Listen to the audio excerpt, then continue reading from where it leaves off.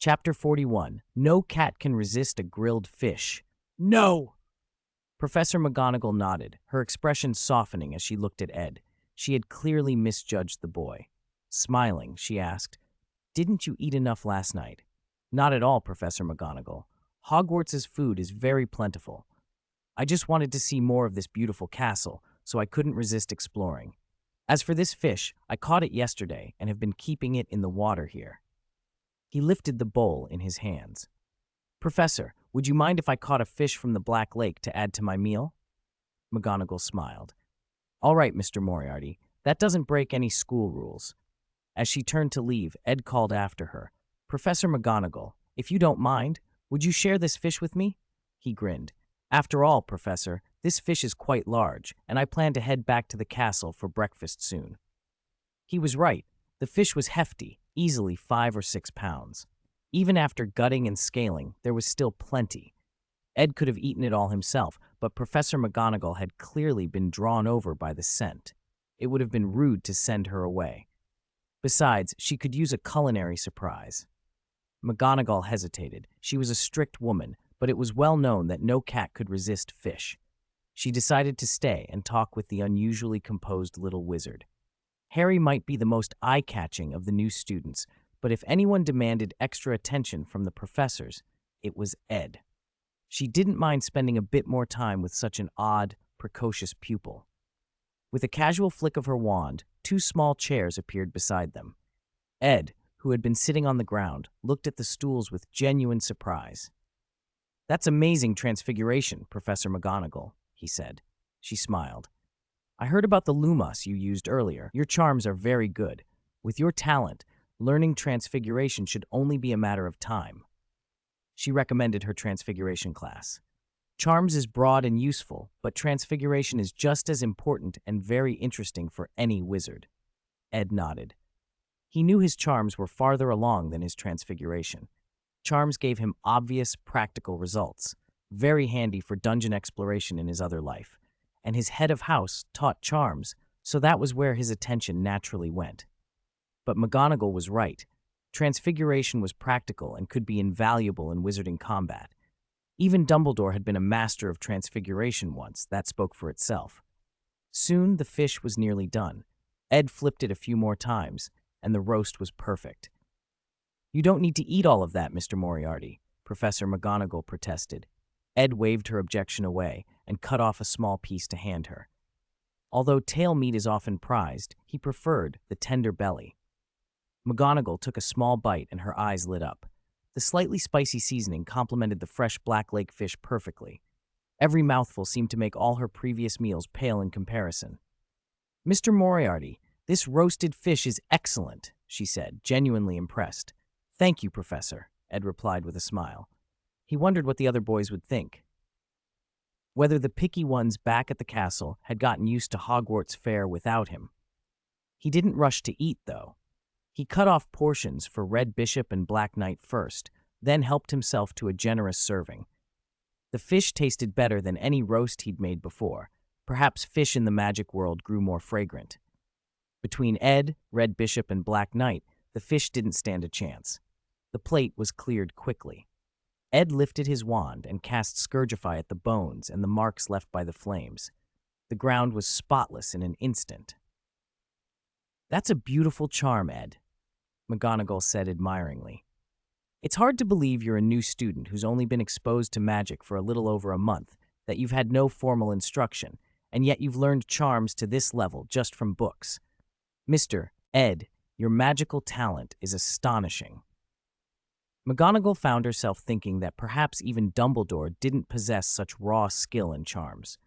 She could hardly believe the Sorting Hat had not put him in Gryffindor. No student in all her years had ever greeted her like this, bold enough to hug her and rub her arm the first time they met. With that kind of courage, who could doubt he was a born Gryffindor? She made a mental note to have a stern word with the Sorting Hat about appropriating her students. How dare it pluck such a student away? Humph. Seeing Professor McGonagall stand and hurry away, Ed sensed she was a little put out. He scratched his head. Women were hard to read, and an older cat girl was doubly so. He decided not to dwell on it. Waving his hand, he He felt Red Bishop and Black Knight land back on his shoulders. He rose and made his way toward the Great Hall, already planning his next moves. First on the list was Professor Flitwick. After studying the notes left by earlier students the night before, Ed felt his grasp of several charms had improved, but some parts still eluded him. With Flitwick's guidance, those loose ends would almost certainly be straightened out. Flitwick taught charms and, as head of house, Ed figured he wouldn't refuse a hard-working student a moment of help, unless the professor was already booked that afternoon, in which case Ed would come back another day. By the time he reached the Great Hall, most of Ravenclaw had risen. The hall buzzed with chatter. A cluster of first years were practically vibrating with excitement. Ron and Harry spotted him, stood, and waved. Ed returned a sheepish smile and made his way to the Ravenclaw table. Ron slapped his forehead. He'd nearly forgotten Ed was in Ravenclaw and shouldn't be sitting at the Gryffindor end. First impressions mattered, he decided. On the first day, it was better to show house loyalty and avoid giving his new Ravenclaw classmates any reason to think he lacked a sense of belonging. Hermione, nearby, sniffed and stood with a look of displeasure. Whether at Ed's popularity with girls or at Ron's blundering remark, nobody could tell. Neville awkwardly scratched his head. He'd meant to call out too, but Ron and Harry had been quicker. The food was as generous as always.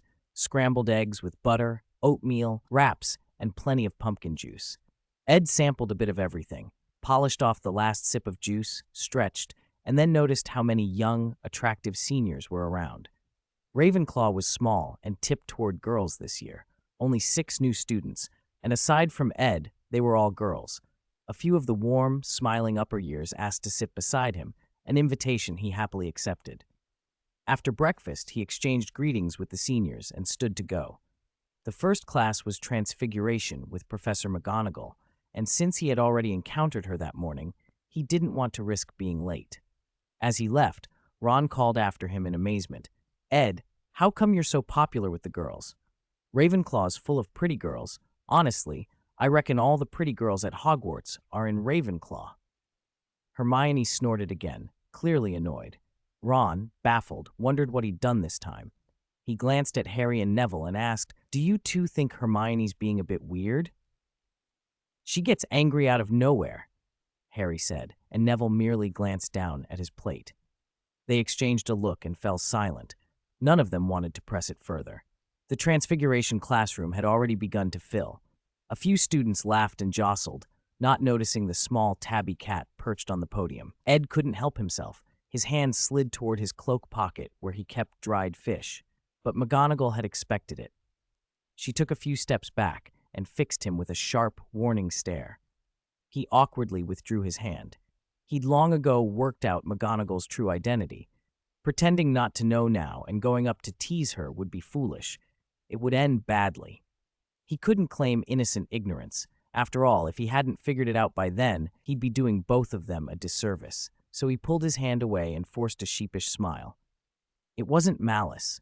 Ed had a soft spot for animals. In the streets of London, dogs and cats alike would come up to him for a stroke or a treat. Those little packets of dried fish in his pocket were habit, tiny bribes for neighborhood kittens. For a moment, reflex and affection nearly got the better of him. Chapter 43. No Petting Cats. Fortunately, Professor McGonagall's calm gaze snapped Ed back from the brink. If he'd actually embarrassed her in front of so many students, she might well have demonstrated, personally, how to turn someone into a big, fat pig. Ed thought for a moment. Since he'd already recognized Professor McGonagall, he couldn't pretend not to know her like the others. He walked forward, and under the somewhat astonished stares of the students, bowed to the cat on the podium, then slipped quietly to a seat at the side of the classroom. The others noticed and glanced over, puzzled that he would greet a cat like that. They soon dismissed it. Ed didn't look like a typical student, and he clearly had a soft spot for small animals, as the 2 almost inseparable ravens perched at his side proved. The ravens landed on the windowsill. Ed pulled some nuts and grain from another pocket and scattered them out for them. He was always generous to those under his care. After all, a boss who never rewarded his subordinates wouldn't exactly inspire loyalty. Red Bishop sometimes got a bit jealous when Ed fed birds of other species, but she didn't mind so much when they were her own ravens. If their master fed them, it was practically the same as her doing it herself. That logic was airtight. The first class was Transfiguration with Gryffindor. Hermione arrived before Ron and Harry, which surprised Ed. He'd thought he'd smoothed over matters between Hermione and Ron, but apparently things had slipped back to the old ways. Miss Know-It-All looked ready to go it alone. "What about those two useless men of yours?" Ed wondered. Hermione glanced around the classroom, spotted Ed sitting off to the side, nodded slightly, and then her attention fell on the tabby cat on the podium. She stepped forward to pet it, but Professor McGonagall wasn't going to let her. Having once been intercepted and petted by a certain little wizard, McGonagall had no intention of being caught out again. The only reason Ed had managed it before was because she'd been distracted. Red Bishop and Black Knight had intercepted McGonagall to demand an explanation from Ed, and he had taken advantage of the confusion.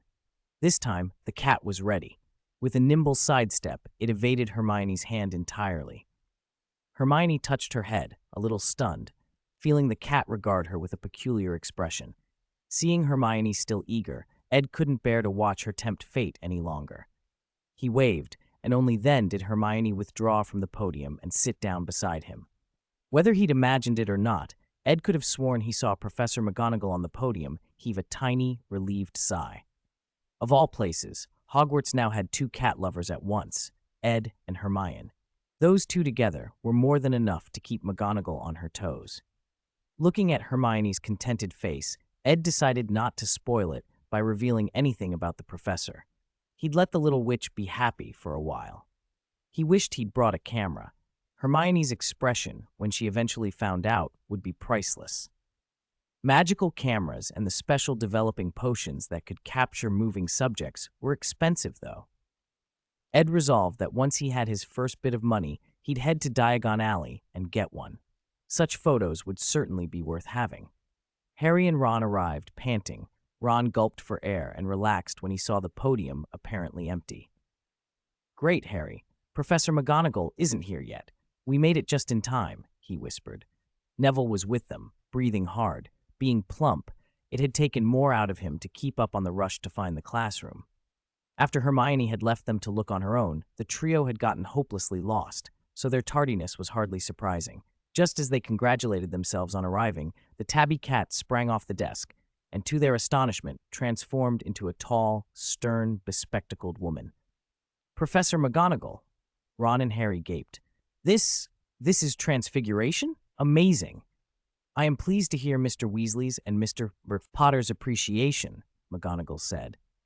"But I must remind you that you are late for your first class today. Because of your lateness, Gryffindor will lose 5 points each." The announcement sank Neville, Harry, and Ron. They suddenly grasped how hard it was to earn house points. They'd done nothing since being sorted into Gryffindor, and on the very first lesson they'd already lost 15 points. Neville's eyes filled with tears at the thought. If his grandmother heard, she would be furious. I'm sorry, Professor McGonagall," he stammered. "We got lost, so we were late." McGonagall turned her severe gaze on Neville. "Mr. Longbottom, getting lost is no excuse for being late. Maps are a useful thing. I presume you have not forgotten yours?" Neville wanted to cry. He had put the map in his pocket that morning, then after breakfast he couldn't remember where he'd put it. He could only give a guilty nod and, shoulders slumped, join Harry and Ron at the empty seats beside Ed. Chapter 44. Useless Men Will Only Be Deducted Points. The classroom wasn't very full. Gryffindor and Ravenclaw together barely made up a dozen or so students, so the room felt unusually spacious. Most of them were sitting with friends in small clusters. There was little friction between Ravenclaw and Gryffindor, so Ed Moriarty sitting with the other Gryffindors drew no objections. After all, aside from him, all the Ravenclaw students present were girls. He would have looked out of place with them. Sitting among the rough-and-tumble Gryffindor boys suited him better. Professor McGonagall's gaze swept across the room before she began. "As wizards, observation is as important as any spell," she said. "The fact that Mr. Moriarty recognized me at a glance shows that, at least in Transfiguration, he has come well prepared." Ed rolled his eyes inwardly at her tone. She was clearly refusing to admit she'd once held him close and tousled his hair. But he had no reply to make when she awarded points. Ravenclaw gains 10 points, she added, and that shut him up. Earning points from Professor McGonagall was no small thing. She returned to the center of the platform. Transfiguration is the most difficult, the most complex, and the most dangerous branch of magic you will study at Hogwarts, she told them. If anyone disrupts my class, I will have them removed, and they will not return. With a casual flick of her wand, the lectern in front of her transformed into a pig. Before the students could even react, she flicked again, and it became a lectern once more. The demonstration left them wide-eyed. Everyone wished they could already perform such feats, but McGonagall's point was clear. Her showing was for demonstration. For most first years, turning furniture into animals would be a skill they might never master, even by graduation. She was right. Transfiguration demands talent and hard work. Charms might be tricky, but its entry barrier was lower. Basic charms could be learned by steady study and practice. Transfiguration, even at the elementary level, requires a combination of effort and natural aptitude. Poorer talents could spend a lifetime trying and still never reach the heights. Many wizards have suffered for a lifetime only to be endangered by a failed transfiguration. When the students quieted, McGonagall explained the fundamental principles, and they filled several pages of notes. Then she handed out matches and instructed them to try transforming them into needles. Ed had spent most of the summer on charms, but he'd read some of the theory of basic transfiguration as well. Knowing today's first lesson would be transfiguration, he had quickly skimmed the notes the Ravenclaw seniors had left in the common room, and it had paid off. He drew his wand, thicker than most others, and pointed it at the match. His first attempt succeeded. The match became a needle. Impeccable transfiguration, McGonagall declared. It is rare for a student to transform a match into a needle in their very first lesson, let alone succeed on the first try with such precision. It's hard to believe, Mr. Moriarty, that you come from a Muggle family and received no prior magical education. She clearly didn't want to heap praise on one pupil and discourage the rest, but Ed's performance made restraint difficult. McGonagall sighed inwardly. What a pity he was a Ravenclaw and not a Gryffindor. And later, unable to accept it, she had even gone to the headmaster's office and sought out the sorting hat.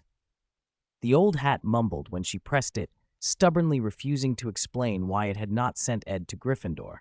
The hat thought Ed was a natural Ravenclaw, and it wouldn't reveal any other reasons. McGonagall was left to grumble, and the sorting hat to feel a little guilty. Ravenclaw gains 10 points, McGonagall announced again.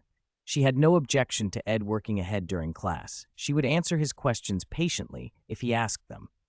The rest of the lesson passed quickly. Besides Hermione, who managed to change only one end of her match, the other students failed completely. After an entire class, their matches were unchanged, while Ed had succeeded on his first try. By the end of the lesson, Ravenclaw had netted 25 points. Gryffindor managed to gain 5 thanks to Hermione's single successful effort, but the few disappointing Gryffindor boys cost their house 10 points. That, of course, seemed fitting. Hermione would have to keep working hard to make up for the useless boys who only ever lost points. After Transfiguration class, there was a long lunch break. Ed didn't hurry off. He stayed behind to ask Professor McGonagall several questions. She was happy to spend the time on such a promising student. For the points that were hard to demonstrate in class, she personally worked through Ed's confusions, which helped him enormously. After he thanked her, he left the classroom. After lunch, Ed fed Red Bishop's new charge by the window. Once he'd finished the day's raven-feeding duty, he made his way to Charms. Professor Flitwick's class that afternoon was the one Ed looked forward to most. There was a clear difference between learning from a book and being guided by an expert. The notes left by older students in the Ravenclaw common room had helped him, but Flitwick's hands-on instruction made things click in a way self-study never had. Ed felt his proficiency jump. In a single day, he made progress that rivaled what he'd accomplished over the previous half-month. Of course, that sudden leap was only possible because of the steady accumulation and review he'd done earlier. Today was the payoff. McGonagall had recognized that too, which is why she'd been so willing to guide him. Talent mattered, but so did his relentless diligence. The Charms classroom sat down the left corridor on the 4th floor, and on the way, Ed ran into Madame Norris, Filch's cat. Before Filch could appear, Ed finished feeding and fussing over the cat, put her down reluctantly, and continued on. The right corridor led to the restricted area Dumbledore had warned them about. None of the new students wanted to find out what unpleasantness waited in there, so everyone kept to the left and headed for Charms. Even the bravest didn't want detention on their first day. Professor Flitwick, tiny and sharp-voiced, could only reach the podium with the aid of a stack of textbooks. The class was shared with Gryffindor, and when Harry's name was called, the little professor let out a delighted shriek and nearly toppled off his perch. Ed couldn't help smiling. He knew why Flitwick was so excited. Harry Potter was the one student everyone knew who'd survived an unforgivable curse. For a scholar of charms, that was the sort of thing you wanted to study more than anything. Flitwick must have had fantasies of sequestering Harry for research, but fortunately, he restrained himself. Flitwick began explaining the principles behind charms. Ed could already follow the book, proper incantations, precise wand work, but he knew that understanding the underlying theory was what made real progress possible. The basics were the foundation for more advanced work. Silent charms, wandless magic, and the subtler manipulations that came later. Many of the other students seemed content to learn only the mechanics. Ed asked deeper questions. Flitwick was a little surprised that a first year could grasp charms at that level. But since Ed was curious and it wouldn't take long, he expanded on a few points. As Ravenclaw's dean, he admired Ed's appetite for knowledge and promptly awarded 5 points to Ravenclaw. During the final practical, Ed performed so well that he earned another 10 points. Charms had been Ed's strongest subject. He'd focused on it all summer. Flitwick watched the Ravenclaw student with growing delight. With new students arriving, the heads and deans kept a close eye on their performances. Ed had already earned 25 points in McGonagall's Transfiguration lesson that morning, and now this class added 15 more. Ravenclaw hadn't had much to boast about in past years. Hufflepuff lingered at the bottom, while Gryffindor and Slytherin tended to dominate, but Ed's results suggested that this year might be different. Only Hermione Granger could come close to matching his performance among the new arrivals. Flitwick found himself tempted to award even more points, but restrained his enthusiasm, not wanting to show too obvious a favoritism. Chapter 46, Attack Spells After Charms class. The formal lessons for the day were essentially over. There were still 2 or 3 hours before dinner. Ed didn't leave with Hermione and the others. Instead, he waved and walked over to Professor Flitwick. The professor had been about to head out himself, but when he saw Ed approaching, he smiled and asked, "What is it, Mr. Moriarty? Do you have a question?" "I do," Ed answered quietly. "There were parts of today's lesson you only skimmed over, Professor, and I didn't quite understand them. I've also been reading charms books over the summer. I can manage the everyday spells, but offensive charms are dangerous, and there are areas I couldn't work out on my own, so I didn't want to practice them recklessly." Flitwick nodded approvingly. "You're right to be cautious. Charms are precise and dangerous if used carelessly. For someone your age to have that talent and still hold back from reckless experimentation is commendable," he added with a twinkle. "If class weren't over, I'd be tempted to give Ravenclaw another 10 points." Ed smiled. Flitwick was easier to talk to than he had expected. He'd already narrowed his focus. Rather than try to learn every offensive charm at once, he decided to concentrate on 2.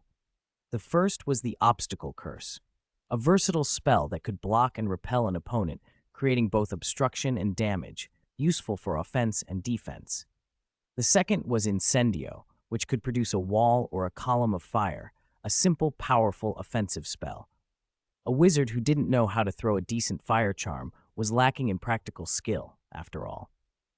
Other offensive charms could wait. For now, he wanted to master these 2 thoroughly. Once he had them under control, he felt confident he could clear the Scarlet Monastery dungeon. He'd been eyeing the next chest there for months. The previous 2 had given him the ability to communicate with animals and a set of treasures labeled Red Bishop and Black Knight. He was eager to see what would come next. Class ended early enough that Ed had time to practice. Rather than go straight back to the Ravenclaw common room, he sought practical application. He found an empty classroom on the fourth-floor corridor that was reserved for charms practice. Hogwarts had many such rooms. They were reinforced and filled with expendable props, precisely so students could try out spells without worrying about destroying school property. House elves would tidy up the mess afterward. Ed set to work. He aimed at the reinforced wall and tried the spells aloud. The first attempts were clumsy. He failed a few times, then succeeded, then failed again. He realized he only had a rough grasp of the motions and intent, close but not reliable. Still, as anyone who'd practiced charms knew, the first real success was the hardest. Once you'd found the correct combination of focus, incantation, and wand movement, refinement came much faster. He stopped and thought through the differences between his attempts, folding in what he'd learned from books and from Flitwick's lecture. Closing his eyes, he concentrated on the precise image and intent the spell required, felt the flow of his own magic settle, and then drew his wand. Obstacle curse. There was a solid thunk, as if an invisible force struck the wall. The charm had worked. Ed allowed himself a small, satisfied nod. This time he'd known it would succeed before he even cast it. He followed immediately with Incendio. A pillar of fire burst from his wand and slammed into the wall, leaving a long scorch mark. The blaze was controlled, exactly as he intended. The classroom's protections absorbed most of the heat, but the evidence was there. He practiced a few more times, each repetition more confident than the last, and both spells began to feel natural. On his skill list, the entries for Incendio and Obstacle Curse appeared, their progress bars ticking upward. What remained was not just to hit the spell more often, but to increase its power. Strength in a charm came from two things: the caster's magical reserve and their proficiency, the understanding and finesse with which they shaped the spell. Ed knew what to work on next. Chapter 47, Practice the Spell.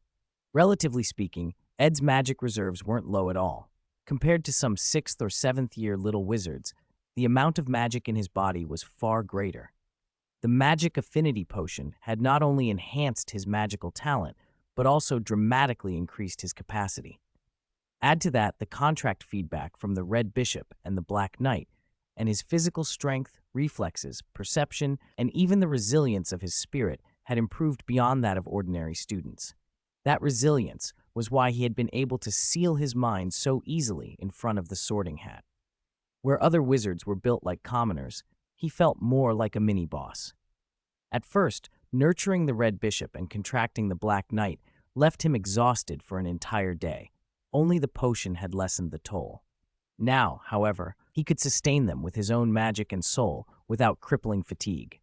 The fact that the Raven's appetites had increased was another sign of how much his strength had grown. It really was the right choice to come to the wizarding world, he thought, nodding to himself. As he practiced charms, he could feel the magic in his body, stabilizing and accelerating its growth. This was not like the erratic surge he'd experienced when relying on potions. Back then, the magic sometimes threatened to spiral out of control, and only by allocating power to the Red Bishop and Black Knight had he managed to restrain it. Now the flow was steady and entirely under his control. That was also why wizards were taught magic at a certain age. If the built-up magic wasn't properly trained and released, it could eventually tear someone apart. Ed checked his pocket watch. Nearly an hour had gone by, and there were less than 2 hours until dinner.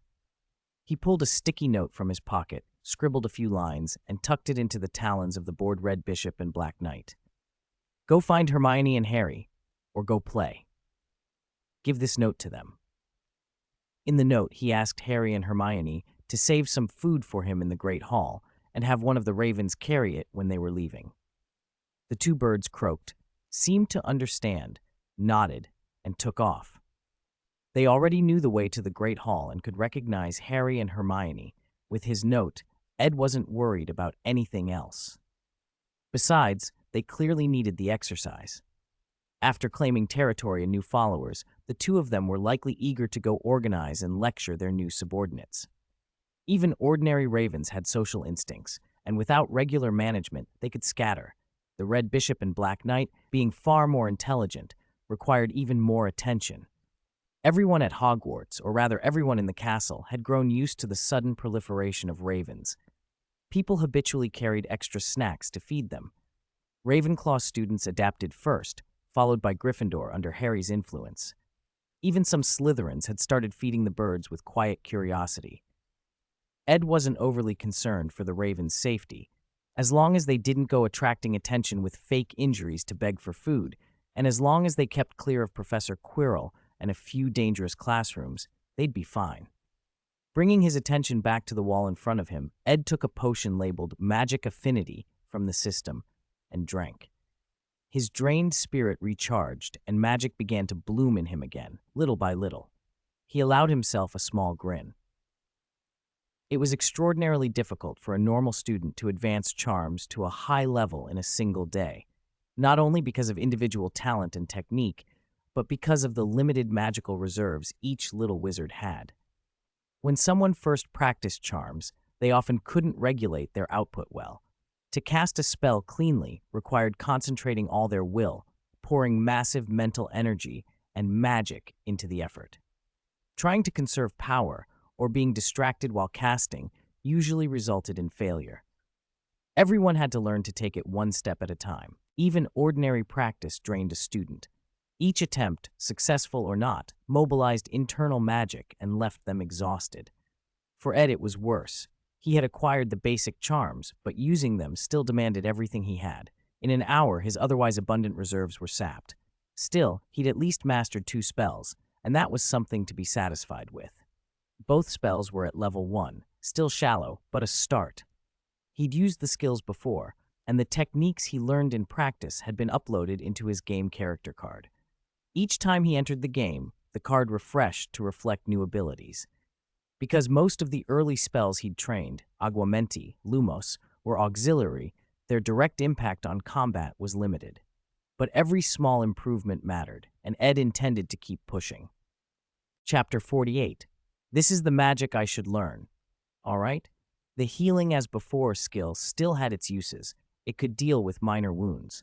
But even in a world of magic, severe injuries still needed long-term treatment with potions and charms. If a single healing spell could restore any injury to its original state, there would be no need for a magical hospital. Many charms could even have irreversible effects on the caster. In truth, the healing as before he possessed, among the game skills, was far less reliable than the red potions he looted from monsters. He decided he had to get these 2 important offensive charms to LV2 before returning tonight if they were to be trustworthy. Judging his progress, he figured he could reach that level in 3 or 4 hours. Even if he was being optimistic and it took a bit longer, 5 or 6 hours would still be acceptable. He had a healthy stock of magic recovery potions and could drink as many as needed while practicing. He wasn't planning to eat either. If he got hungry, the Black Knight would bring him food. He kept practicing against the classroom wall. Fortunately, it was currently the time of Hogwarts' last class, and since this room wasn't booked by a professor, it was unlikely anyone would come in and interrupt him. With each repetition, the spell felt clearer, and the power behind his charms grew. The column of fire, once only the size of a fist, was now as thick as a calf, scorching and cracking the stone where it struck. He nodded in satisfaction. Incendio had broad applications. Once he reached proficiency, he could either shoot a vertical pillar of flame like this, hurl a series of fireballs, or even form a wall of fire. All of that depended on his control and understanding of the spell. Right now, he could only pour out his magic in one go, producing a straight, unbroken pillar of fire that shot from the tip of his wand. That was a sign of limited control. If an opponent dodged the pillar, he had no way to cut the attack short and would be vulnerable during the spell's duration. In many duels, a stream of smaller fireballs would be far more effective. Firewalls, meanwhile, might not directly harm a wizard, but could force movement and set up coordinated attacks with other spells. As he practiced, Ed made rough tactical deductions about how these charms could be used. Unlike the other first years who learned charms for the sake of learning, his purpose was clear. He was mastering offensive magic to use it in combat. Even though his game character couldn't be actively controlled, it still represented him. His personal combat skills and experience in the real world could be integrated with the character. A player's use of skills wasn't just animation, it could change outcomes. When he first entered the game on a trial, facing the ghost children, he had personally managed to defeat 2. After training and gaining experience, even though his character's stats hadn't improved, he managed to beat 3. Later, with weapons and equipment, he handled 4. Before that, he hadn't received system rewards or attribute boosts, yet his own technique had still made the difference. The deeper his understanding of charms and the stronger his magic became, the more it would affect his in-game capabilities. Those skills weren't something numbers on a sheet could fully express. He only paused once when the Black Knight brought his dinner. To his surprise, the Black Knight wasn't alone. Hermione and Harry had come along to watch. They were amazed. Earlier that day, he'd been so busy he couldn't even eat and had had to ask them to fetch him food. They were first years too, and today they'd only had 2 classes together, which left them curious about what had kept Ed so occupied. As the other first years, idling after classes, drifted over, Ed felt a little overwhelmed by the sudden attention. Seeing him practice such advanced offensive spells left them stunned. Hermione stomped her foot in frustration. Damn it, he's ahead of me again. I just knew he'd been secretly practicing while I was busy. No, I'll have to study for an extra hour tonight. Ed could say with certainty that he hadn't started any competitive atmosphere at Hogwarts. In truth, apart from Hermione and himself, most of the first years weren't particularly diligent. At their age, loving to play was normal. Under Hogwarts' relaxed approach, getting through the material a professor assigned in class was as much effort as most of them were prepared to make. Expecting them to study beyond that wasn't realistic. They weren't even putting in basic effort yet, much less engaging in any serious rivalry. Harry watched the Incendio and the Obstacle Curse with bright eyes. This was exactly the kind of charms he had imagined learning. Although he had an interest in many other spells, there was a fighting streak in him. Seeing these offensive spells now, he couldn't look away. It was as if a voice inside him whispered, "These are the spells you should learn." While Ed was resting, Harry and Ron came over. "Ed, can we study with you?" they asked. Ed hesitated for a moment. "This spell is still a bit too difficult for the 2 of you," he said. Their faces fell a little. He smiled to ease them. "Charms aren't like other subjects where you have to follow the basics in order. Theoretically, even if you haven't mastered every basic charm, you can skip ahead and learn harder ones. Every charm has its own methods and techniques. There's no problem with you wanting to learn this one. It's just that I'm not fully proficient with it myself today. I need more practice. How about this? When I have time another day, I'll practice charms again. If you still want to, you can join me and I'll take some time to guide you." He had the right to say that.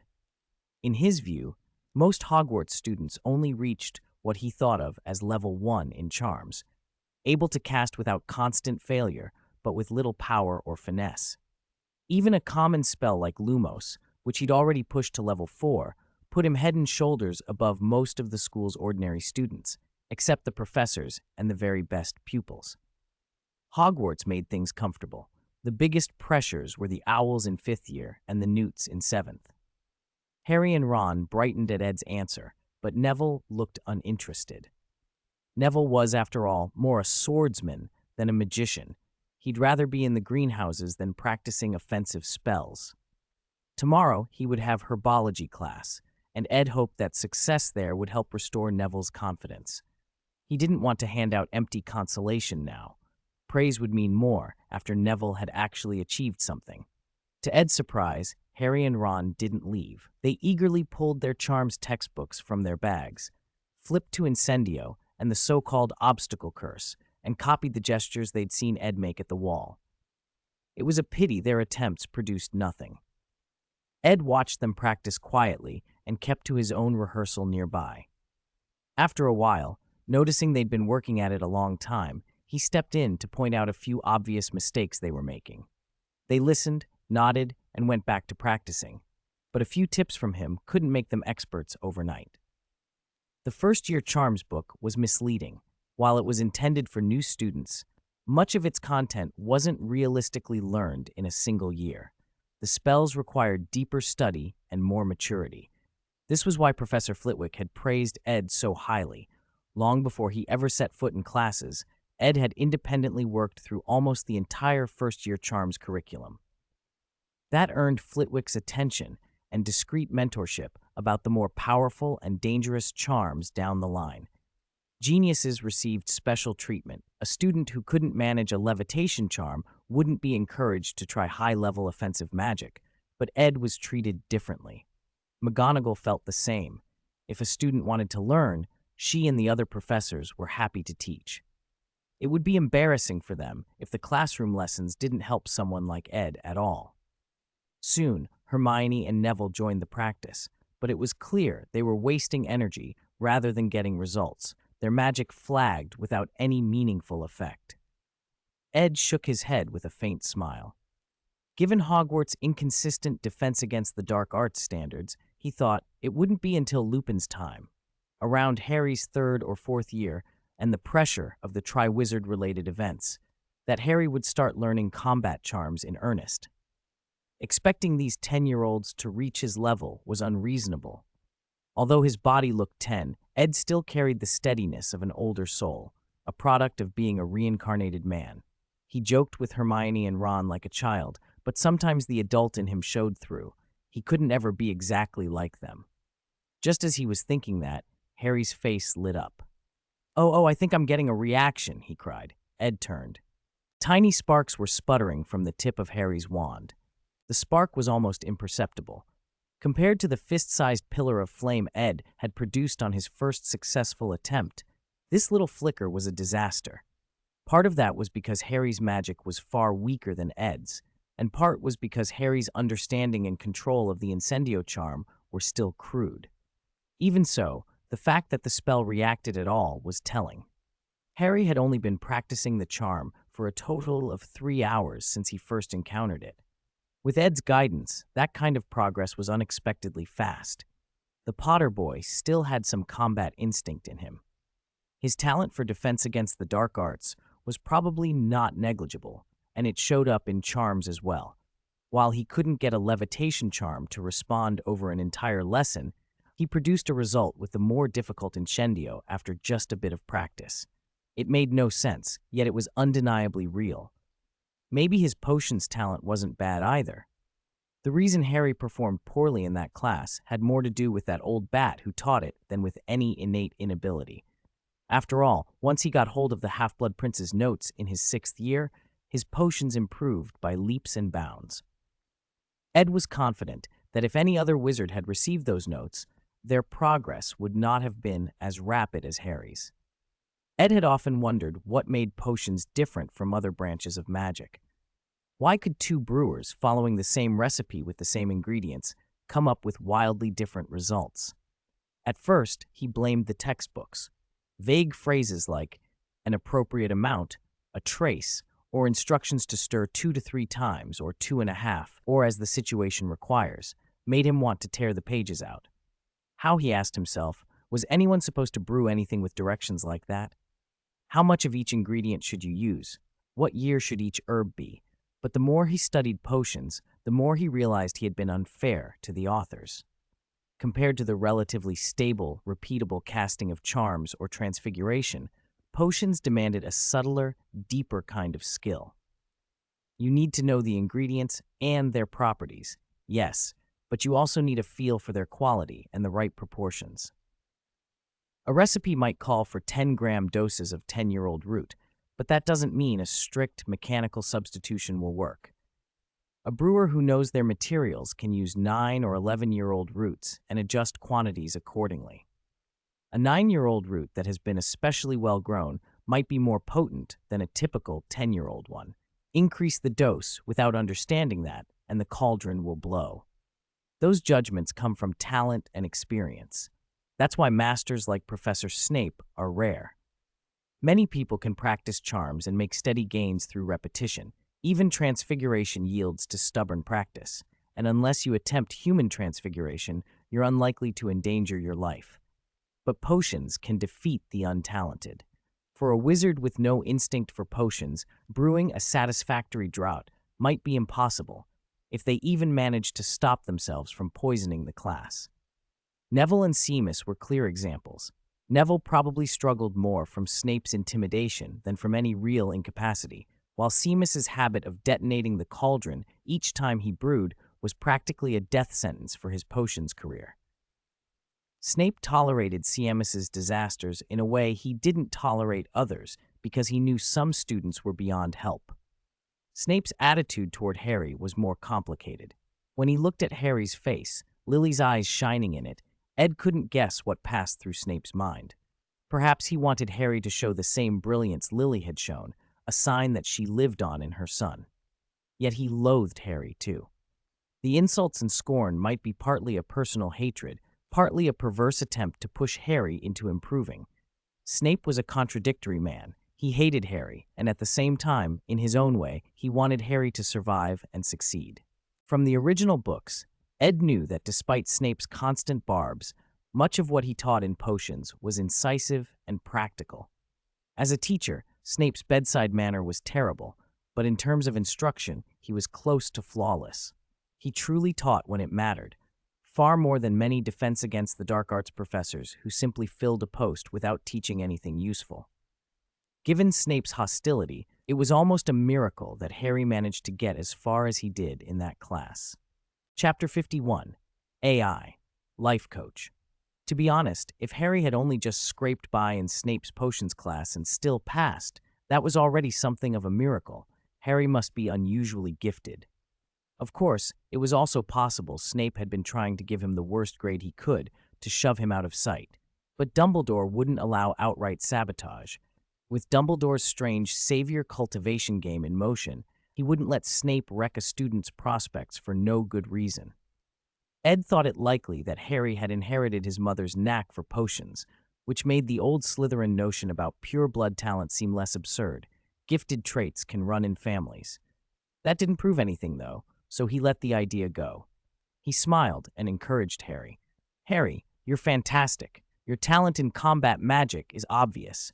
I think you'll do great in Defense Against the Dark Arts." At the mention of Defense Against the Dark Arts, Harry brightened. He had a rough idea of what that class entailed, teaching young witches and wizards how to handle dangerous dark magic. And he'd heard the reputation. The post was famously jinxed. Hardly any professor lasted more than a year. Ed didn't press the subject. He nodded, smiled, and praised Harry's potential. Ron, who had been sulking a bit, perked up when Ed turned to him. "Ron, you did pretty well." From an impartial standpoint, Ron had done well. He hadn't slacked off during practice, and his movements were solid. At his age, he was a diligent young wizard. He wasn't talentless. His progress matched many of his peers, and he wasn't far behind Hermione. Hermione's strength was more in books and study than in dueling, so it was natural she'd be a bit weaker in purely combative skills. That Ron could keep up with her was impressive. Ed believed that among that year's students, Ron's talent might even be above average. "I noticed earlier you were frustrated with your wand," Ed went on. "It seemed to be resisting you." He smiled. "When I went to Ollivander's to get my wand, Ollivander told me it's the wand that chooses the wizard. If a wand resists you, casting charms and other spells becomes a lot harder." Harry nodded, remembering the strange, blood-deep connection he'd felt with his own wand. It made sense. Ron looked distressed. He'd wanted a new wand, but the Weasley finances didn't permit it. Seeing that, Ed tried to lift his spirits. "Even if you can't change your wand right now, don't be discouraged. The practice you're putting in is yours. A badly matched wand might make your performance look worse, but that doesn't mean your actual ability is weaker than others once you've worked at it." He patted Ron on the shoulder. "Believe me, if I can see this, your professors can too. They'll notice the discord between you and your wand. They won't think you're lazy or untalented just because the wand fights you, but you do need to keep working, at least until you can make the wand cooperate enough to cast a decent spell. If you make a real mess of things, no amount of sympathy will hide it, but from what I saw, you're doing fine." Ed's words rang true. Professor's eyes were sharp. If Ed could see the mismatch, so could they, and they would mentally give Ron some slack when grading. Ron brightened instantly. Praise from someone like Ed, the standout among the new students, meant a lot. Children tend to believe compliments from their most accomplished peers. Ron, who had often felt overshadowed by his siblings, straightened his shoulders a little, pride replacing some of his insecurity. Ed was pleased. Ron was a good kid, steady, reliable, and fair. Even if jealousy ever crept in later, it would be from neglect or pressure, not malice.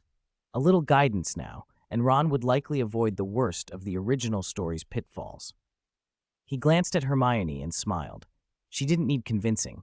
With Hermione's drive, she would make up for any weakness through effort.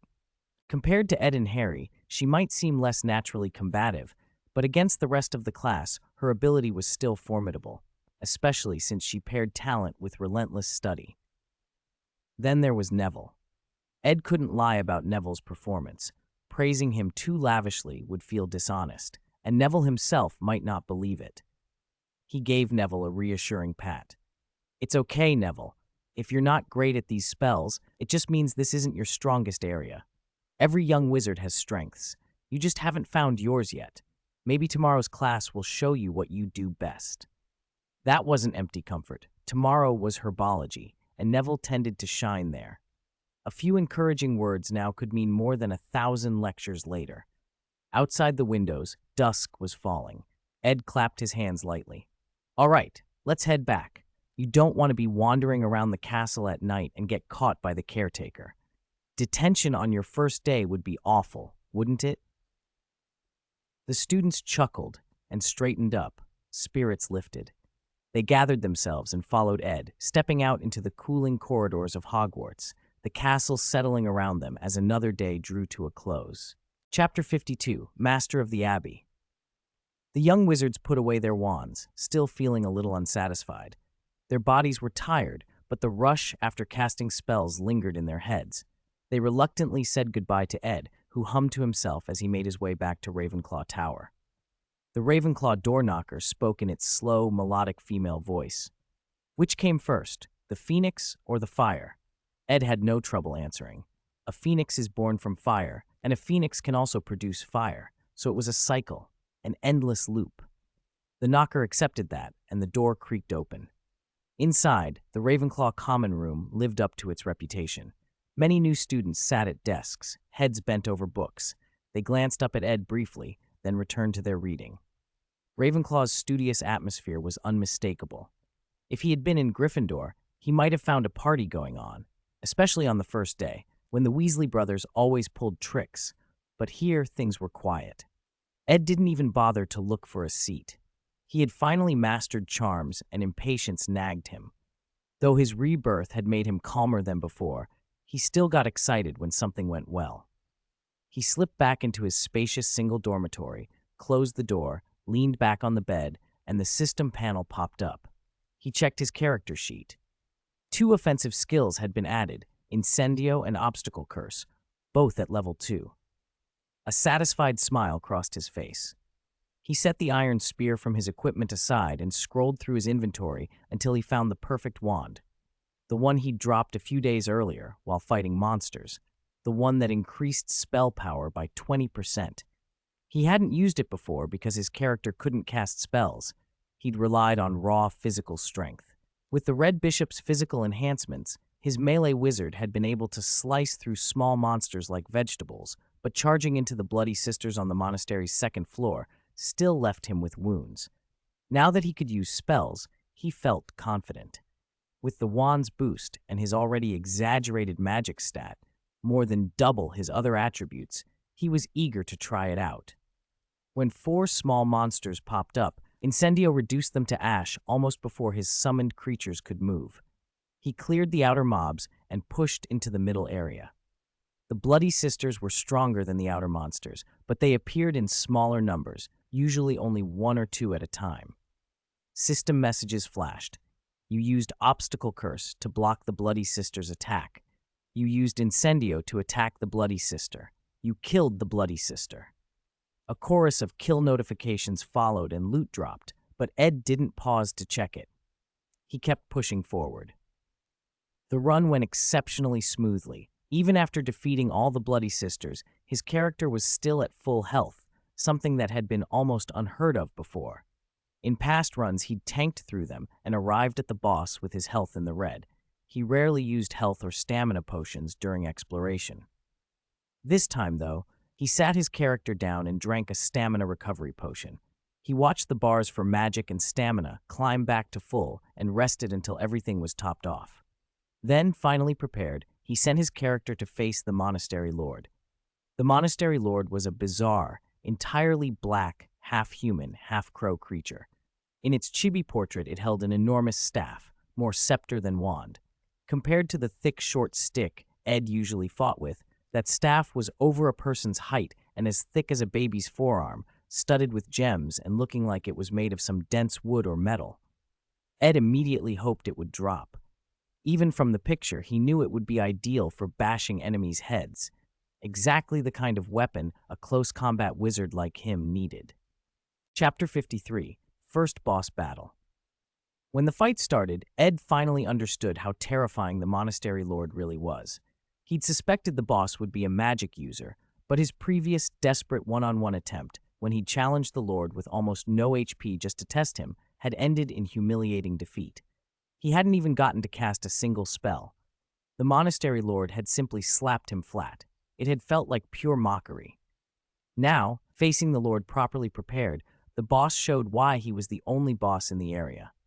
When the monastery lord roared, flocks of crows burst from his black feathered body, except these birds were blood red, swooping toward Ed like little demons. So he's a summoner, Ed thought, annoyed but not surprised. No wonder there were no elite guards at the entrance. The boss summons his own minions. On screen, Ed's character rolled nimbly, raised his staff, and spat a stream of flame that immolated several of the flying crows. For a moment, Ed relaxed. Choosing fire magic had felt right all along. What self-respecting mage didn't pick Fireball? The flames were perfect for wave clear. A few bursts cut the summoned crow packs by more than half. Other spells might have been more effective against a single boss, but against large swarms, flame was ideal. Paired with Obstacle Curse to keep melee attackers at bay, it was the best early-game magic combo. While Ed was thinking this, his character dodged another dive, waved his staff, and sent a volley of fire that staggered the monastery lord. In midair, Ed's two summoned companions, the Red Bishop and the Black Knight, circled above and dove repeatedly, harrying the boss and baiting its counterattacks to miss. Under that cover, Ed's avatar kept hurling spells at the lord. The fight had been going for a couple of minutes now, and the tide was clearly turning in Ed's favor. He clenched his fist and cheered at the screen. "That's it, my other self. Keep it up, kite him, and burn him down." He'd waited almost a year for this. Finally, he was getting revenge on the village's starter boss. Please no second phase instant kill ultimates, he thought, praying the monastery lord wouldn't suddenly go supernova. Of course, the worst-case scenario is exactly what happened. When the boss's HP dropped below 50%, he roared and changed. The black feathers became a burning crimson, his body swelled, and he swung his staff like a club, unleashing a ring of blood-colored flame that drove the two aerial companions back. Then he charged. Ed blinked. The monastery lord hadn't been just a caster, he was a melee mage. The boss ignored the fireballs, barreled in, and brought his staff down. Ed watched in disbelief as his character tossed away the staff, pulled a long sword from somewhere in his inventory, and tried to block. The block failed, the character was blasted away, and his HP fell at an alarming rate. Good heavens, he can switch weapons from his inventory? Why didn't I see that before? Ed muttered, half to himself. The answer came quickly. In earlier runs, he'd never had another weapon to switch to. The character rolled to his feet, swapped back to his magic staff, and resumed casting. The Red Bishop and the Black Knight, sensing the instant focus on Ed's avatar, took advantage. They dove, dug their claws into the back of the monastery lord's neck, ripped out chunks of flesh, and pulled away, dragging the boss's attention. The lord could only roar in fury. He was baffled and helpless against the two agile crows. But his next attack made Ed's stomach drop. The staff in the lord's hand glowed with searing light, and a blinding red beam lanced out. Ed's character was struck full on. His HP plummeted to near zero. "No," Ed whispered, heart thudding. It looked like the fight might end here. Then something else happened. The on-screen character tumbled and lay still for a few seconds, then staggered up as if nothing had happened. His health, which had been on the floor, snapped back to 50%. Above, the Red Bishop let out a tragic cry, burst into flames, and dissolved into ash. Ed saw the game's notification. His passive talent, Crowcaller, had been triggered. Ed's 2 crows could take a fatal blow for him. One sacrificed itself to revive him with half health. The Red Bishop had been chosen. Ed exhaled hard. It had been a costly lifeline, but it was a lifeline all the same. The battle was far from over. Chapter 54, Devil's Glow. Seeing the boss was down to 10% health, Ed relaxed. This wave is stable. At that level, the Monastery Lord could no longer unleash its ultimate moves and could only endure Ed's fire barrage.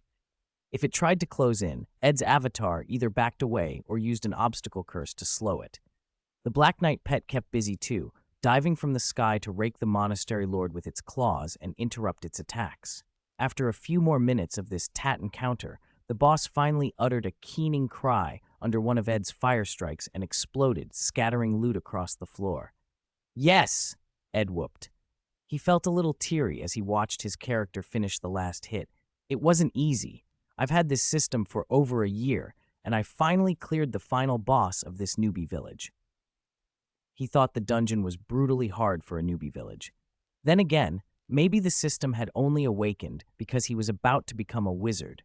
This place didn't seem designed for ordinary people to clear. At the very least, you'd need to be a wizard with spells before you had any real chance. If the system had only turned on a few days before Hogwarts enrollment, he'd have barely gotten a few magic affinity potions and would have blended into the crowd of other fledgling wizards. As it was, the system had given him over a year to prepare. He felt almost grateful for that. Ed directed his character to loot the fallen corpses. Sure enough, there was a pile of potions, 5 or 6 magic affinity elixirs, plus 3 stamina recovery potions and 3 healing potions, standard system drops. More excitingly, the staff the boss had wielded lay among the wreckage. He picked it up, and the name flashed in his HUD. Raven Staff, magic recovery speed plus 10%, spell power plus 10%, all attributes plus 5. Special effect, Heavy Strike, attacks ignore 50% of enemy armor. Headshots have a 50% chance to stun for 1 second and deal 100% bonus headshot damage. No wonder one hit still chunked my HP like that. Ed understood why the boss's blows had been so devastating even when blocked. The staff shredded armor. Against a creature that size, a single armor-piercing strike would have killed him if he weren't bolstered by the Red Bishop and the Black Knight buffs. He'd barely managed to keep moving after losing half his health. If the boss had scored a head hit, he'd have been dead. Of course, the game's mechanics let a character move normally, even at razor-thin HP. In reality, losing that much would mean broken bones or worse. Still, he'd beaten it. Next came the best part, the treasure chest reward. Boss drops could be farmed repeatedly, but the dungeon-clearing chests were one-time, often containing far rarer boons. Animal affinity to befriend animals, the Raven Spirit Pact that granted the 2 high-end pets Red Bishop and Black Knight, and whatever else the third chest might hold. Ed walked into the Great Hall. In the center of the long table sat a gleaming golden chest. Of course, the hall's ornamentation is a treasure chest, not a god statue, he muttered, and opened it. A beam of light shot into his character and into his head. Information flooded him so fast his skull throbbed. He clutched his head and howled, curling on the bed, fighting to muffle the sound. He was grateful to be alone in the dorm. Anyone walking in would have thought he was sick. The Red Bishop and the Black Knight beat their wings, worried, until he weakly waved them off. The pain subsided as the torrent of data resolved into coherent knowledge. When it cleared, fatigue washed over him, and he felt like collapsing into sleep. But before he could, one piece of information stood out. The exclusive skill from the reward, the Ravencaller's unique ability. Its name was Evil Radiance. The skill description was blunt and terrible. Upon learning Evil Radiance, the Ravencaller would unleash his true form. The ravens he had bound would shed their physical forms into souls and merge into the Ravencaller, freeing his true demonic shape. In that form, the Ravencaller's strength would scale dramatically with the ravens he was bonded to, and he would gain a set of abilities tied to those ravens, completing his transformation. Chapter 55, Spiritual Will. Additional. The name of the skill sounded ominous, no matter how it was said or seen. In Ed's impression, spells that casually altered one's body weren't the sort of proper magic wizards usually practiced.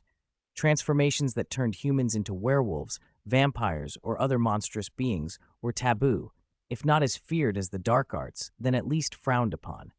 Even animagus transformations had limits. You could become an ordinary animal, not a magical or hybrid creature. This skill, by contrast, seemed to turn the caster into a half-human, half-monster being in an instant, somewhat like the monastery lord's final form, Ed thought to himself.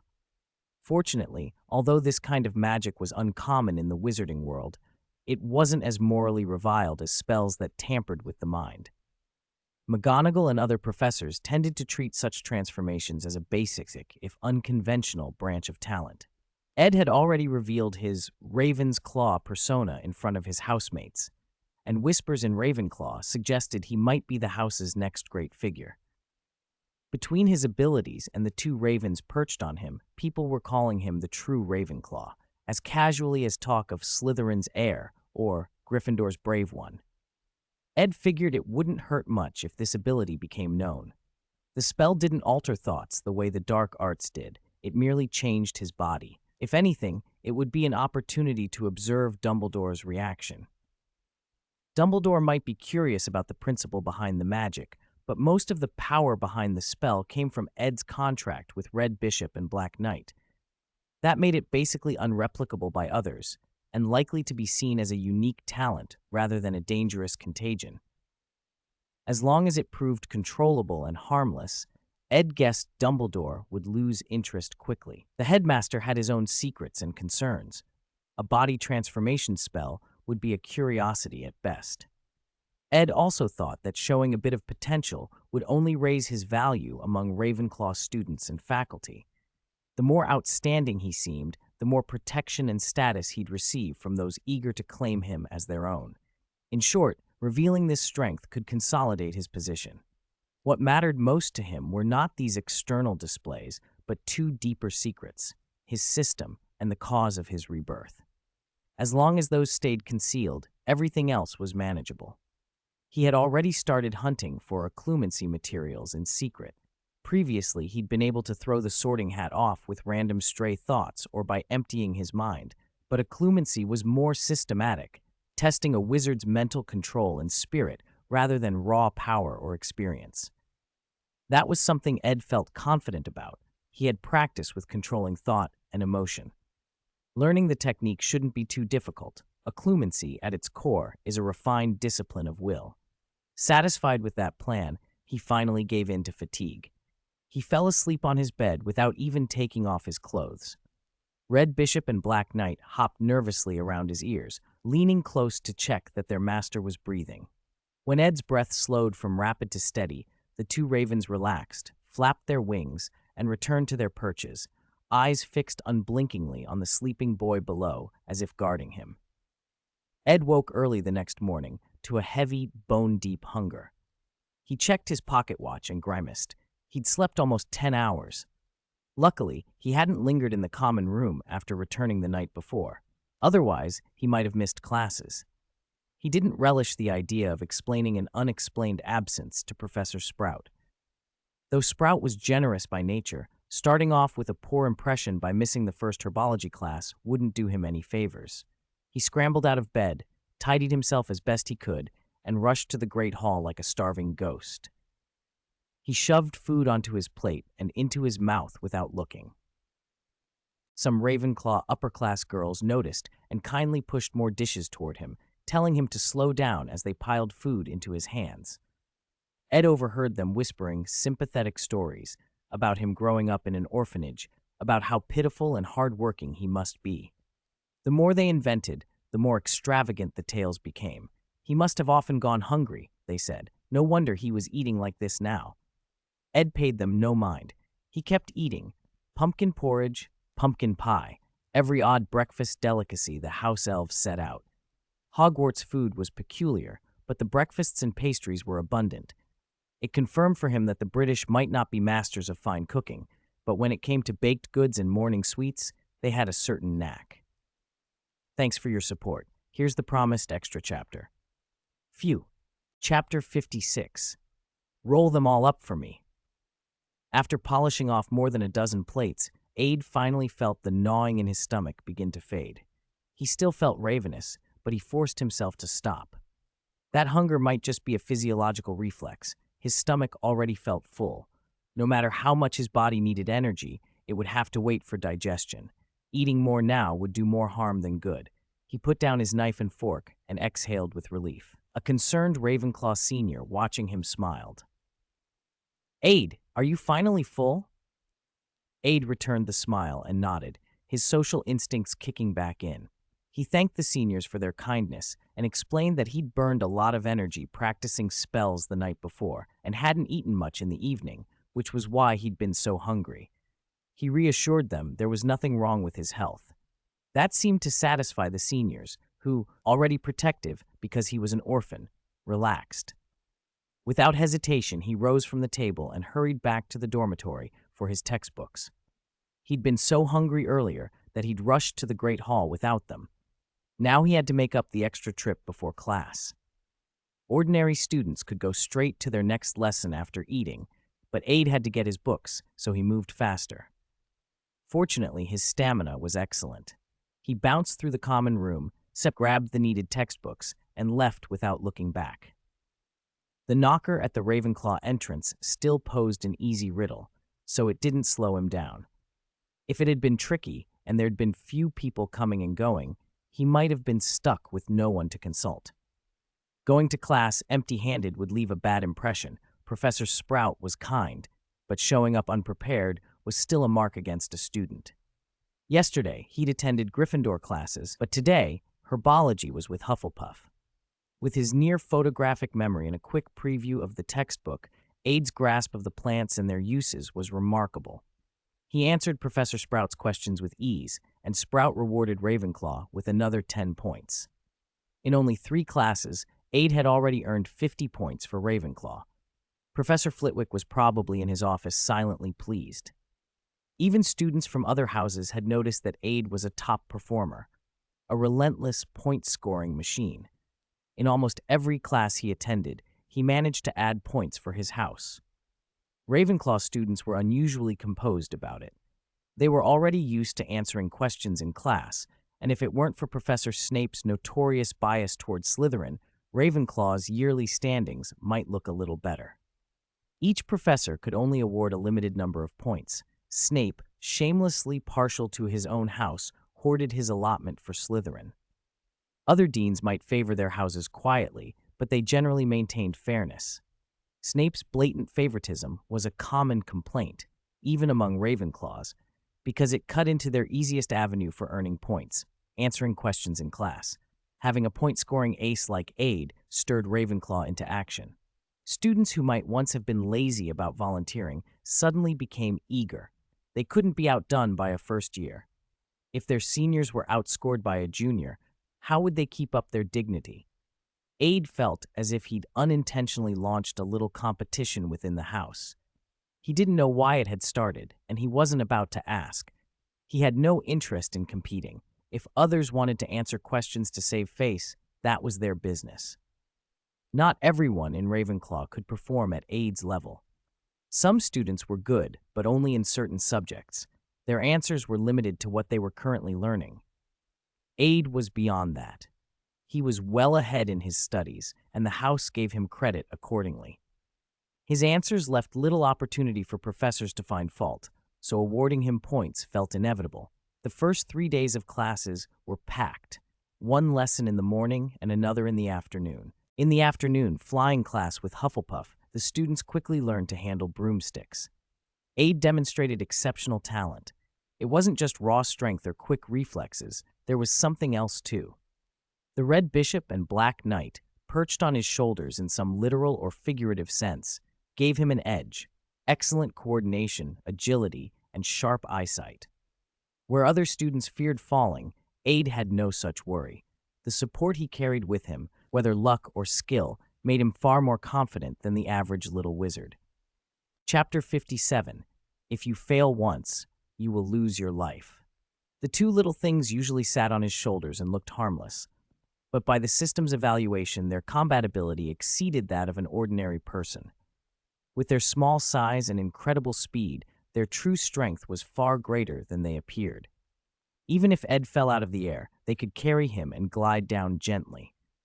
That gave him the confidence to practice flying on his broomstick without worry, even attempting risky maneuvers when Madame Hooch wasn't watching. Some of those stunts were downright dangerous for first years, but Ed didn't care. Fortunately, his initial stable flights reassured Madame Hooch, and while she turned her attention to the students who really needed help, Ed enjoyed himself. His daring moves, unseen by the professor, still earned Ravenclaw 10 points. If Hooch had caught him, she might have docked 20. For the rest of the day, he didn't rush to explore the castle or continue charms practice. Having already cleared the Scarlet Monastery, he didn't feel any urgent need to push his charms further immediately. Instead, he was drawn to the stacks in the Ravenclaw common room, books full of other students' notes. He'd self-studied over the summer and was ahead in most subjects, but learning alone left gaps. If he'd read those notes sooner, he might not have needed to ask McGonagall or Flitwick as many questions. He preferred solving problems on his own when he could, not because the professors minded answering. On the contrary, they enjoyed it, but because he wanted to cultivate a reputation. His excellence couldn't stay hidden forever. If he was going to be remarkable, he wanted the professors to think he was extraordinary, perhaps even the next Dumbledore. Of course, he knew better than to presume he was the same as Tom Riddle. Both had come from an orphanage, but their personalities were different extremes. Under Ed's care, the orphanage had been warm and united. Tom had left it twisted and fearful, planting the seed of danger in Dumbledore's mind the moment they met. No matter how much Tom later hid his true nature, Dumbledore had been wary from the start. One mistake can define you forever. That thought reminded Ed why he needed to keep some distance from seeming too unusual. First years were lively and social. If he isolated himself in study, people, including Dumbledore, might think he was hiding something sinister, the kind of cunning, cold intelligence that breeds suspicion. He'd been reborn with an old soul, and old soul tendencies could make him act beyond his years. That was fine sometimes, but not all the time. Ed planned everything carefully. He didn't want chance to dictate how others perceived him. So he finished flipping through the textbooks. There weren't many first-year courses, 7 or 8 at most, and the schedule only had about a dozen classes each week. Potions, transfiguration, and charms came up multiple times, while the rest were few and far between. Schoolwork for first years was light. Life here offered little pressure to study. He skimmed the books, pausing to study topics he'd missed, and formed a general impression of the class notes. It took him hardly any time. By then it was nearly dinner. He rose, deciding he should make friends. Being a loner wouldn't do. Winning a favorable opinion from peers, especially someone influential like Harry, could color how Dumbledore and the other professors saw him. People influence one another. An observer often grows fond of the pieces on the board. If he could be liked by his classmates, he could shape perceptions quietly, without drawing dangerous scrutiny. With that plan in mind, Ed headed for the Great Hall, ready to enjoy both the food and the company. Ed crossed the Great Hall, and as he expected, saw Harry and the others waving at him. He smiled, and instead of returning to the Ravenclaw table as he usually did, walked over and sat with them. "How are things, Harry? How've your classes been?" he asked. No sooner had he asked than Harry and Ron launched into complaints. Ed only needed to listen for a sentence or two to understand. While Ed's Hufflepuff schedule had been bearable, Gryffindor's timetable had them sharing almost all their lessons with Slytherin, and worst of all, facing the potions class taught by that old bat, Professor Snape. Harry, predictably, was having a rough time. He sighed and rubbed at his hair. "I always feel like Professor Snape hates me," he said. Ed watched Harry's messy hair and annoyed expression and nodded silently. "You're right," he said after a moment. "Snape does hate you, or at least he hates Gryffindor, but don't overthink it. That's just how he is. He scanned the hall quickly to make sure nobody was listening and lowered his voice. And it's not just you, Harry. It's the same for Hufflepuff and Ravenclaw, too. Harry, Ron, Hermione, and Neville all leaned in. Ed grinned. I'm not trying to badmouth him, so don't you dare report me to McGonagall, he added, prompting a few guilty smiles. There's been a lot of complaining from the Ravenclaw seniors these last few days. Ed went on. Snape hardly ever gives points to anyone who isn't in Slytherin. He's the most biased house dean Hogwarts has. No matter how well a student from another house does, Snape won't hand out points. If you're not a Slytherin, you're invisible to him. He looked at Harry. And you're probably the most prominent student in Gryffindor this year. With the Gryffindor-Slytherin rivalry, you being outstanding only gives him more reason to single you out. So don't take it personally. He's been like that for years. Ed patted Harry's shoulder. Still, unpleasant as Snape is, there's a kernel of truth in what he teaches. Potions is important. It's a basic skill for any competent wizard. If you're thinking ahead to what you might do after Hogwarts, say, working against dark wizards, many of those careers will care about your potions grades. Harry blinked. Hermione and the others looked a little stunned. Ed smiled wryly. I know, it's early to think about jobs when you've just started school. Back home, kids hear that from day one. Work hard at school so you can get a good job later. You lot here don't get that pressure, but still, take potions seriously. Besides, Ed added, there's only one potions master at Hogwarts. Complaining and hoping for a different teacher isn't realistic. He explained why. Snape's position's very secure. For one, Dumbledore trusts him. They've both had complicated roles in the past. Also, he has ties to influential families like the Malfoys. Old Mr. Malfoy sits on the school board and the family donates a lot. With Dumbledore and people on the board effectively backing him, no one's going to get him removed unless he does something outrageous, like teaching unforgivable curses. Other house heads may grumble, and they do, but they don't get anywhere with Dumbledore. That's why Snape feels safe acting the way he does. He shrugged. So if you're hoping Snape will just disappear, don't get your hopes up. The other deans probably wish he'd go more than you do, especially when Slytherin keeps winning the House Cup, but there's not much they can do. The only realistic way would be some kind of reassignment, maybe to Defense Against the Dark Arts, but with darker times coming, he's not likely to be moved. Dumbledore still needs him. Harry and the others listened, thoughtful. Ed gave one last smile. Bottom line, put your energy into learning. Ignore Snape's sour remarks when you can, and make sure your potions work speaks for itself. Chapter 59. If I speak for Snape again, I'll be a dog. After dinner, Ed didn't hurry back to the common room. Instead, he went with Harry, Ron, and Hermione to find an empty classroom to practice charms. He had promised to teach them, and a promise was a promise. Besides, he had decided to be more sociable, to mix with the students in his house and make friends. From now on, he would spend time with others every day, so Dumbledore wouldn't think he was gloomy and withdrawn like the Dark Lord. I'm a sunny, cheerful big boy who brings smiles to people. If someone loses a smile, it just means it found someone who needs it more. Nothing like that insidious scoundrel, the Dark Lord. Dumbledore, you must see that clearly. With that thought, he noticed Neville had been smiling all day, different from usual. Ed guessed Neville must have had herbology with Professor Sprout earlier and gotten some praise. When he asked, Neville eagerly told him about class, and he was so happy Ed didn't even need to offer much encouragement. A nod and a few words were enough to make Neville beam. Looking at Neville, Ed thought that if Hogwarts ever allowed house changes, Neville would instantly transfer to Hufflepuff. After tonight, the big Hogwarts map in his game was still loading. Only 20% complete. The Devil Street instance was rated C rank, much harder than Scarlet Monastery. With Ed's current strength, it would be tough to clear the first stage and claim the treasure reward, so it made more sense to keep farming Scarlet Monastery. He could already clear its boss, and the boss drops were 3 or 4 times better than before. Farming Scarlet Monastery once now felt like running it 3 or 4 times in the past. Sure enough, the boss dropped a huge stack of mana affinity potions.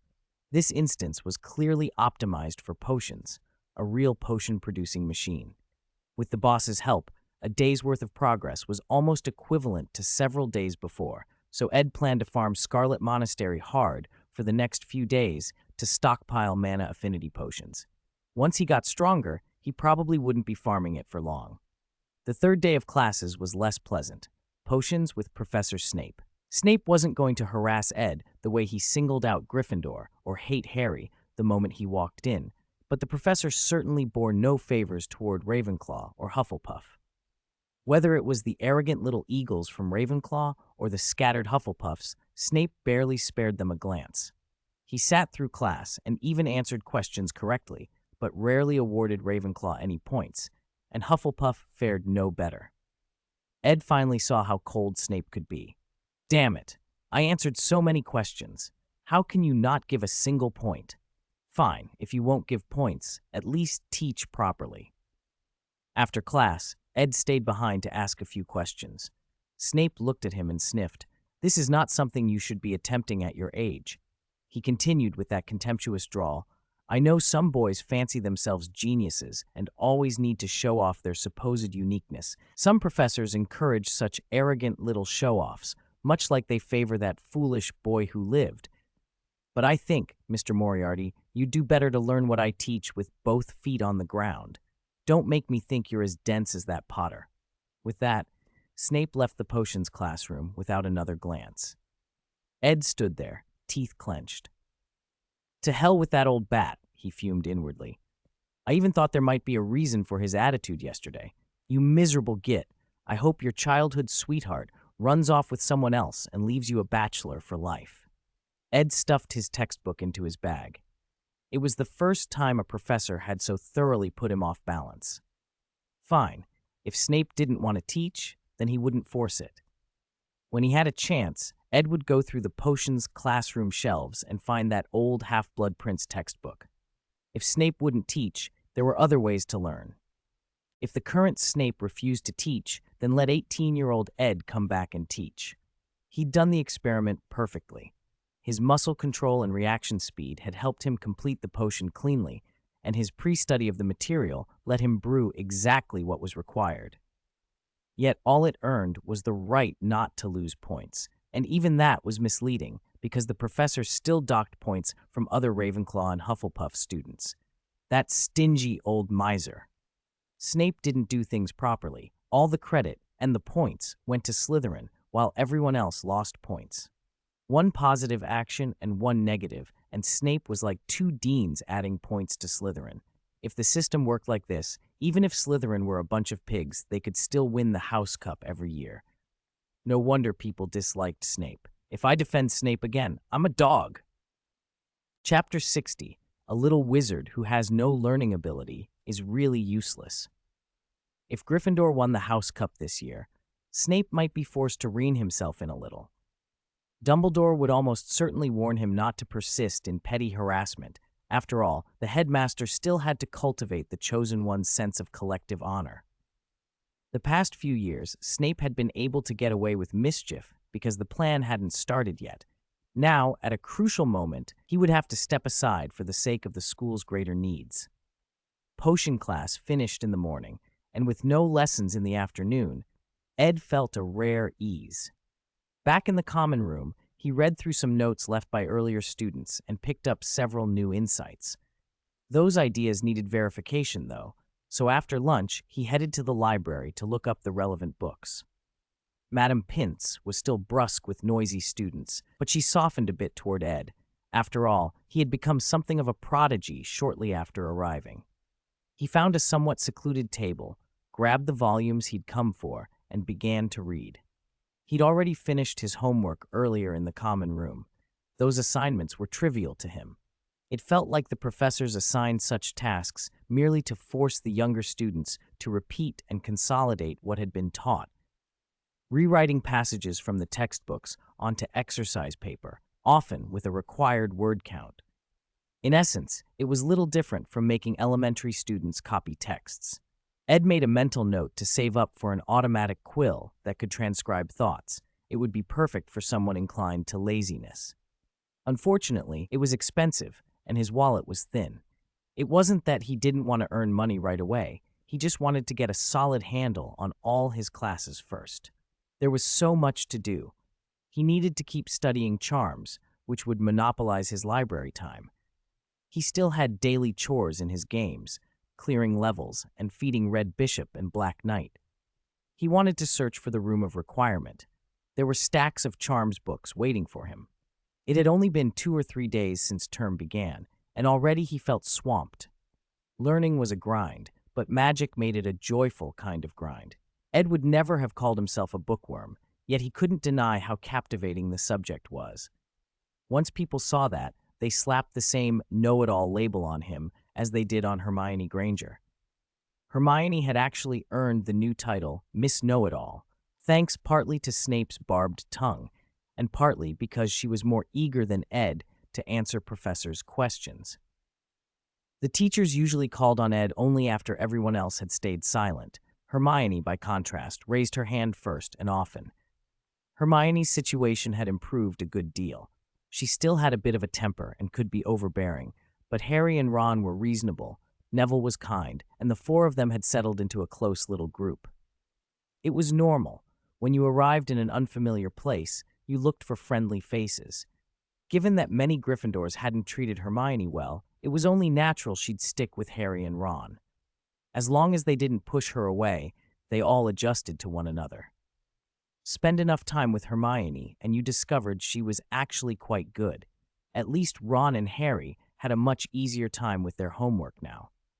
If she kept helping them, Ed suspected those 2 would be under her thumb sooner or later. Little wizards without learning ability were fragile and, frankly, useless. Ed sighed, half amused, half resigned.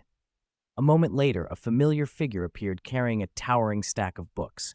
Hermione, hair in its usual mess, sat down beside him without fanfare, picked up a volume, and started reading. Every so often she took out a notebook and scribbled notes. The 2 of them read in companionable silence until the light outside faded. Ed reached over and tapped Hermione's shoulder. "Time to eat. Dinner's ready." She ran a hand through her hair and blinked, surprised at how quickly the hours had gone. Time always flew when she read, but reading with Ed made it feel especially swift. They signed out their books with Madame Pince and lugged the pile to the Great Hall. School days settled into a routine. Aside from the usual classes, Ed lived in the library or went to practice offensive charms with Ron and Harry. The spot he favored in the library had effectively become his. If he wasn't there, regulars tacitly left the seat empty for him. It was convenient, no more hunting for a table. He didn't have a roommate, so the person he interacted with most at Hogwarts was, unexpectedly, Hermione Granger. They were similar in one important way. Given any free moment, both of them preferred to hole up in the library rather than waste time elsewhere.